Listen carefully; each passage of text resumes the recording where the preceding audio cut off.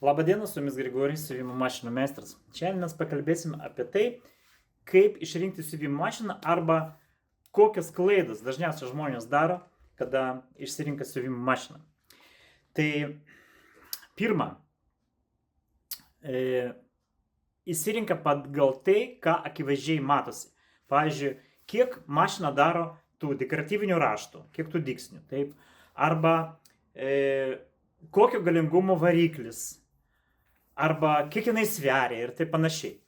Tai ką aš jums pasakysiu? Nu visų pirma, tų dekoratyvinių raštų, kaip ir gali būti daug, gali būti labai daug ir be galo daug. Ar klausimas, ar jūs tos naudosit tos raštus, ar nenaudosit. Kitas reikalas, kad gal kaina nuo tų dekoratyvinių raštų dabar jau ne taip labai skiriasi. Mašina, kuri daro tos pagrindinės dekoratyvinius siūlės, be trikotažinių, be elastinių siūlių, tai gali kainuoti šiek tiek pigiau, o ta, kuri daro elastinis siūlės, ta prasme, kad trikotažą kai patempsi, kad neplyštų jo trikotažinis tos raštus, temprai medžiagai. Tai jinai gali kainuoti kažkiek tai daugiau, bet skirtumas tik tai toks, ar jinai daro tą operaciją ar nedaro, o kiekis tai gal jau neturi reikšmės.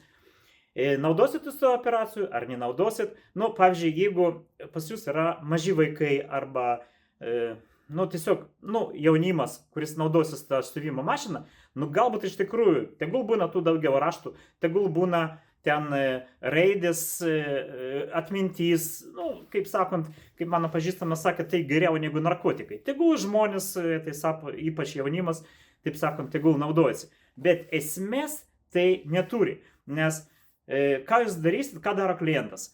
Klientas pirmą vakarą, kai nupirka siuvimo mašiną, tai gal išbandys ten, sakysim, pusę to operacijų, o net ir gal ir visus. Jisai turės klausimų, kaip pajungti, kaip ten naudotis ir taip panašiai. Paskui, greičiausiai, kad jūs siusit tiesiai ir zigzagui. Deja, tokių mašinų dabar praktiškai negamina, vis tiek tų operacijų bus daugiau. Tai į tos dekoratyvinius raštus galit per daug nežiūrėti, bet kaip aš pasakiau, reikia jaunimui, pirkit arba jums su tais dekoratyviniais raštais, atmintimi, raidėmis ir taip panašiai. Tai va, galingumas variklių. Žinot, ką aš jums pasakysiu? Kažkada tai buvo tokia siuvimo mašina Tula. Išleista 1957 modelis 1, taip? Ten buvo variklis 18 vatų. Ir ta mašina sukasi greičiau, negu sukasi Čaika tą paskutinių perestroikos metu, kurio varikliai buvo galingumas 90 vatų. Tai kodėl ta Tula? Todėl, kad ją išvežė iš Vokietijos kaip kontribucija ir tai buvo praktiškai vokiška mašina, buvo labai tiksliai pagaminta. Kadangi labai tiksliai pagaminta, sukasi lengvai, tai variklis, matot, 18 vatų, paskui 22 jau padarė, tai 18 vatų sukė lygiai tokiu pačiu greičiu kaip 90 vatų. Tai į tą galingumą, čia galbūt neverta žiūrėti, nebent dabar jau mūsų rinkų ir jau mūsų brandų Rubina išeis mašinos su servo varikliu. Tai reiškia, kada tas galingumas labai didelis būna siuvant lėtai. Tai reiškia, lėtai siuvant adata turi milžinišką jėgą pradurti tą medžiagą, kad jums nereikėtų su ranka ten prasukti tam ir taip panašiai.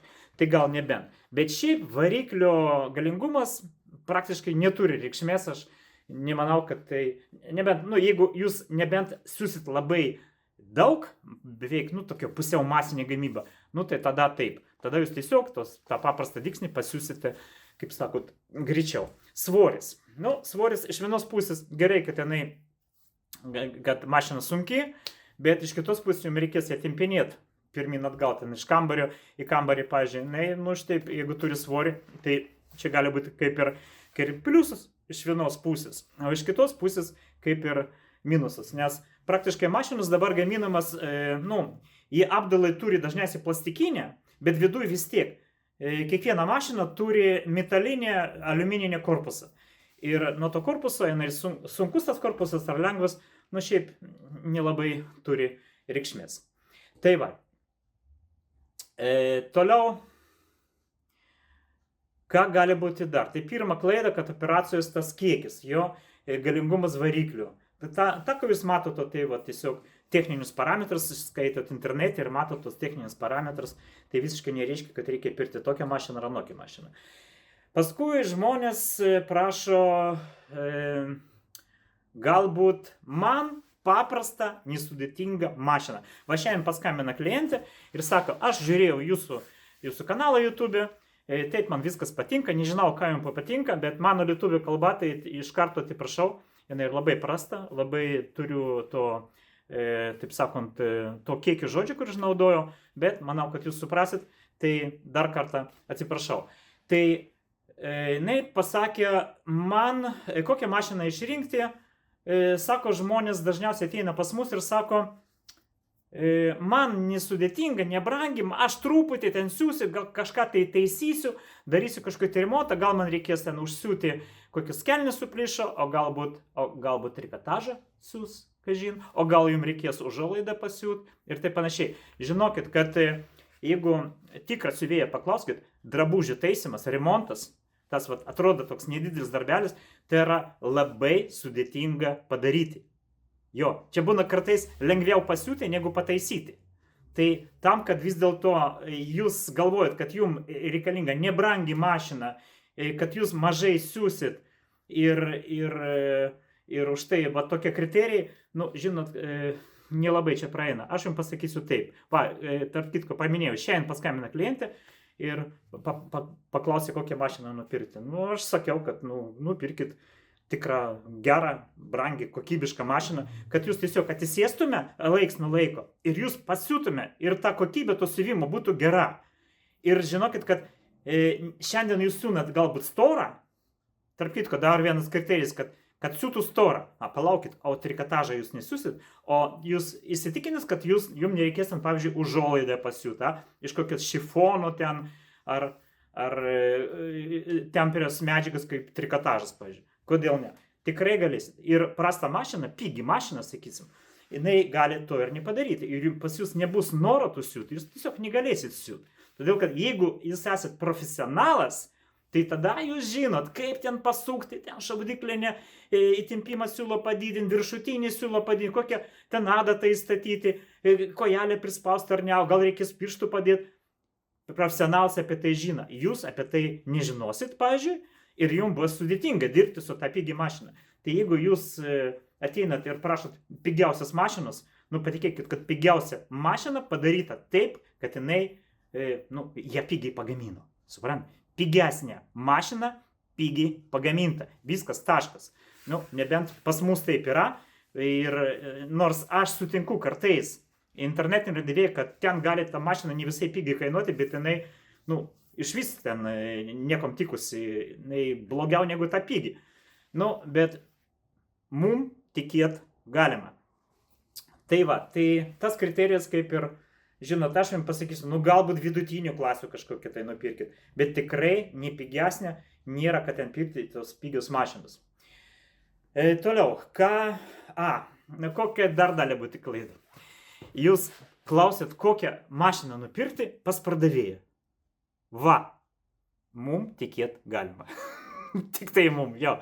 Pas pardavėjai klausti ypač, klausia kartais, skambina, važinėja ten, anan, klausia mūsų konkurentus, ką konkurentai vargšelė, tai aišku pasakys, kad tai yra ten, pavyzdžiui, Rubino siuvimo mašina pati prašiausia. Ką jie turi pasakyti? Manau, kad taip, mes apie taip niekada nesakom apie konkurentus, bet apie mūsų tikrai jūs tai išgirsit, kad, pavyzdžiui, ten konkurentas gali pasakyti, kad tokie pirkit, tokie nepirkit ir taip panašiai.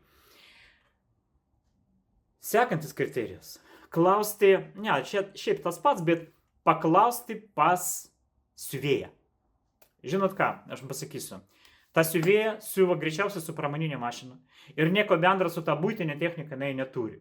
Galbūt apie pramoninę, už mano nugaros, yra siuvimo mašina Džiuki, yra ten Rubino, čia pramoninė technika, čia kita tema, sakysim, jo. Tai apie pramoninės mašinas, galima paklausti, šiaip apie buitinės. Jeigu jinai turi kažkokį tai siuvėją vieną buitinę mašiną ir jinai naudoja tą buitinę mašiną pastoviai, jinai žinos, kaip ta mašina veikia. O iš tikrųjų visą tą gamą spektrą tų mašinų, jinaigi nebandė su ta, su ana, su trečia, su 10. Čia pas mus už mano nugaros 50 siuvimų mašinų. Ką tas siuvėjas siuva su visais 50 mašinų? Nu, aišku, kad nesiuva. Ir klausti pas siuvėją, tai iš vis kartais būna, žinot, aš nieko prieš negaliu pasakyti apie siuvėjus, jos galbūt super žino savo darbą ir labai daug iš tikrųjų gerų siuvėjų, bet pas mus buvo toks atvejas, kad mes pardavėm garantinę mašiną, buvo, skambina žmogus, mes pardavėm mašiną Panevėžy, garantinę mašiną, jie negali susitvarkyti su ją, iškvietė siuvėją, profesionalią siuvėją, taip? Ir gavom tą mašiną galų gale, jinai negenda, aš žinau, kad jinai negenda, sakau, tą, aną padarykit, ne, paimkite tą mašiną, taisykit, mes iškvietėm kurjerį, atvažiavo kurjeris, tą mašiną atvežė pas mus, ten tas stoporinis žiedas, kur šaudyklė laiko, turi stovėti taip, o tas žiedas stovėjo atvirkščiai, tiesiog atvirkščiai, tik dėl to jinai nesuva ir tai buvo profesionali siuvėja, kuri norėjo padėti geranoriškai tiem žmonėm, bet jinai pirmą kartą gyvenime mato šitą mašiną, nes nežino, kaip išardyti, kaip surinkti tą šaudyklinę sistemą, dėl kokio priežasčio jie tai išardė, greičiausiai, kad buvo prasti siūlai, arba tiesiog pradeda siūti neprilaikant siūlų ir taip panašiai. Tai va, klausti pas meistrą. Pas mane klausti galima. Bet klausti pas meistrą, kuris taiso siuvimo mašinos, tai irgi labai abejotina, nes dažniausiai tie meistrai taiso pramoninę techniką. Meistrai, kurie taiso pramoninę techniką, jie vis dėlto mažai žino apie tos būtinius. Jeigu žmogus mato ten per metus kartą arba per 2 metus vieną kartą tą mašiną, savaime suprantama, gal jisai neturi tiek žinių, nežino, kaip jie ten sutvarkyti ir už tai gali pasakyti, kad šitos mašinos prastos. Kokios mašinos geros? Geros ten pramoninės, pasakys gerą, PMZ, Kalinina, tos ordina Krasnovo znamenį, taip sakant, ta mašina gera ir taip panašiai. Bet jums gal reikės daugiau funkcijų, gal jums reikės tiesiog ir trikotažą prasiūti. Ir aišku, kad ta mašina, jeigu jisai galvoja, kad jinai patvari, tai visiškai nereiškia, kad taip ir yra. Taip, mano mama turėjo ten siuvimo mašiną, amžinatvėje turėjo siuvimo mašiną, kokią jinai ten turėjo, Čaika 3, jo. Jinai patvari, jinai nekartą nebuvo sugedusi.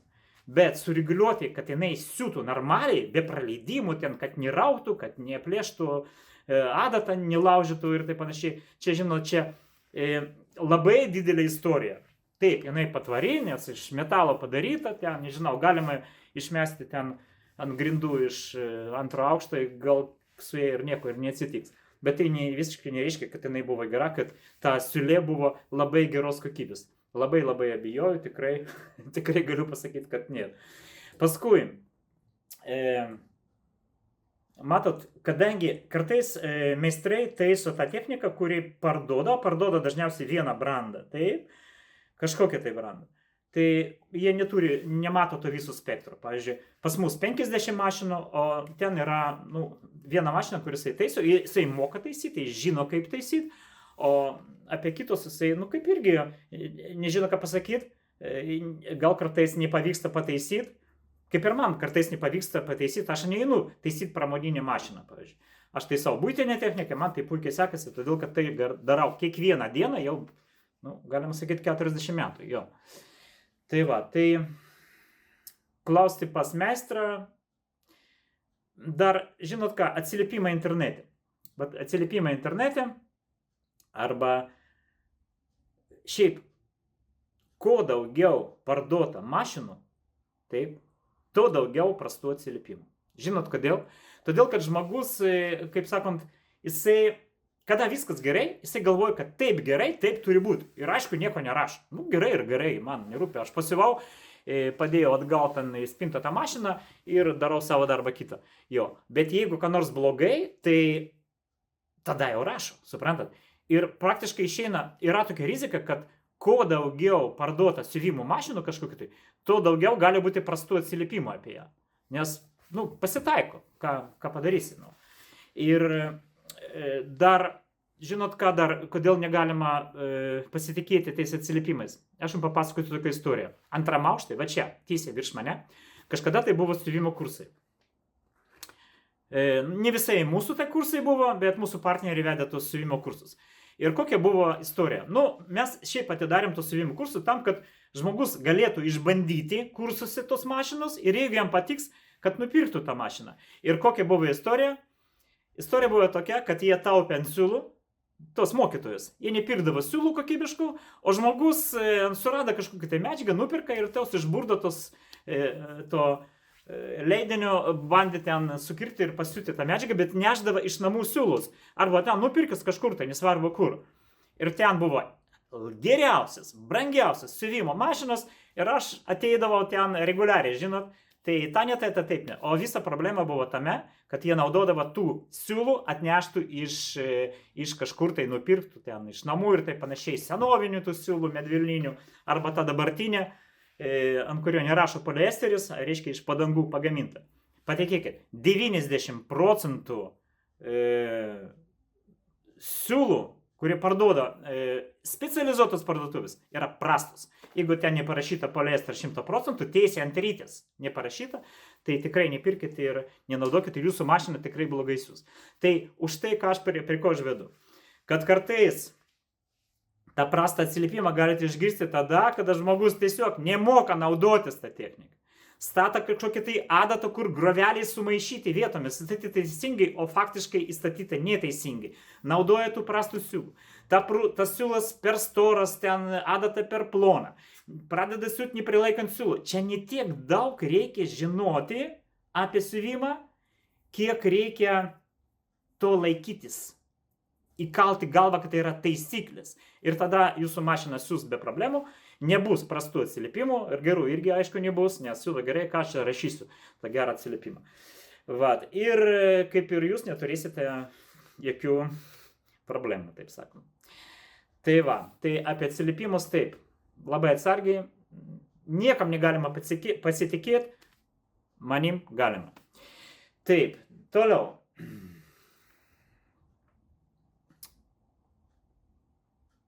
Kad siūtų storą. Man reikalinga mašina, kad siūtų storą, taip. Nu, visiškai nereikia. Kad siūti, aš jums pasakysiu taip, siūti storą ne problema. Jeigu mašina suirguliuota, maždaug kokybiška adata, geri siūlai, ne per stori, aš jums prasiūsiu ir jūs matėt mano video, mes prasiūnu 20 sluoksnių medžiagos su bet kokia adata, ne bet kokios medžiagos, o būtent lino 20 sluoksnių, praktiškai su bet kokia mašina po mūsų remonto siuvo tą storą medžiagą. Tai visiškai nereiškia, kad kiekviena mašina siūs ploną, nes problemas ne su stora medžiaga, o su plona. Kada jūs siūnat trikotažą, kada jūs siūnat šifoną ir įvairios tokios medžiagos, kuri dabar tiesiog ir kažin kiekviena ten barchatai visokiausiai ir viliūrai ir taip panašiai. Tai tiesiog tokia situacija yra kokia yra. Ką toliau? Tai pagalvosiu dar, ką toliau. O toliau turbūt taip. Kaipgi išrinkti siuvimo mašiną? Nu visų pirma galima, žinot, jeigu jūs esat Vilniuje, jūs galite ateiti pas mus ir pakankinti mūsų pardavėjus. Tai reiškia atnešti savo medžiagos, išbandyti. Galite vieną pabandyti, kitą pabandyti. Atneškite tokią medžiagą, su kuria jūs turėjot gyvenime problemų, kad jums nesiuva tą mašiną kada nors, o ne tą, ką mes turime. Mes aišku rasim, pas mus yra ir trikotažo, ir odos gal yra, ir tolino, ir visokiausių tų medžiagų yra, bet jūs atneškite. Aš papasakosiu dar vieną istoriją. Kai mes praktiškai tai buvo mūsų biznio pradžia, į parduotuvę atėjo garbaus amžiaus moterį, jinai išbandė viską, kiek galėjo išbandyti, 3 valandas, bijau sumeluoti, sakau 3, bet man atrodo 4 valandas, jinai bandė tos siuvimo mašinos su įvairiom medžiagam. Jinai atvažiavo su savo vyru, tas vyras jau ten aišku sėdėjo parkavimo aikštelėje, moskvyčiai savo ir ten mėgojo, ar ką nežinau, ką jis darė, bet jisai kentėjo, labai geras vyras. Aš, tiesiog pasakiškas. Jisai tylėjo, išėjo į mašiną savo moskvyčių ir ten sėdėjo tos 3 valandas, kol jinai viską išbandė. Nebijokit klausti. nebijokit prašyti, kad jums parodytų kažką, tai nebijokit gauti kažkokią konsultaciją. Šiandien mes išsiuntėm 2 siuvimo mašinas į Klaipėdą, taip? Ta moterį, jinai man skambina 3 kartus, 2 kart mes kalbėjom po pusę valandos ir šiandien kalbėjom neilgai, gal 10 minučių. Va, jinai paklausė viską, jinai sužinojo viską, žiūrėjo tą ir video mūsų ir tą, prašė patarimų, mes kartu su ją išrinkom tą mašiną, aš patikrinau dėl viso pikto, nes mes siunčiam į Klaipėdą, tai mes patikrinau tos mašinos, sutepėm, patikrinam, kaip suna tam trikotažą, kaip suna šifoną, kaip suna ten lyną, odą ir taip panašiai, ir išsiuntėm tos mašinos šiandien, manau, kad jinai bus patenkinta. Tai jeigu nėra galimybės ateiti pas mus ir pabandyti, tai jūs galite tiesiog, dar kartą kartuoju, manim patikėti galima. Jūs paprašykit, aš jums tą mašiną dėl viso pikto pažiūrėsiu, paruošiu, ten sutepsiu, pabandysiu siūti įvairius medžiagas ir mes išsiųsim tą mašiną jums per kurjerį. Ta pati kurjerį atliekamas ir garantinis tas remontas, jeigu kas atsitiko, ir po garantinis. Rytoj gausim mašiną iš Druskininkų, jokių problemų, žinot. Dabar šiais laikais, ar jūs iškvietėte taksi ir važiuojat per Vilnių, sakė, pirmin atgal, su tą siuvimo mašina, pavyzdžiui, ar jūs kviečiat kurjerį, tas pats. Šiuo momentu tai kainuoja 9 eurai, po naujų metų atrodo nepabrango. Tai tiek žinių, kaip išrinkti siuvimo mašiną, nežinau, galų gale aš jūs susipainiau dar labiau, arba vis dėlto ta video bus naudinga. Pastatykit laikus, jeigu jums nesudėtinga, ir galit pasidalinti video su savo draugais, pažįstamais, giminaitis, kurie masto apie tai, gal dabar net ir nemasto, bet jūsų dėka pamastys, kad jiems iš tikrųjų reikalinga siuvimo mašina. O su jumis buvo Grigorij, siuvimo mašinų meistras. Manim pasitikėt galima. Iki.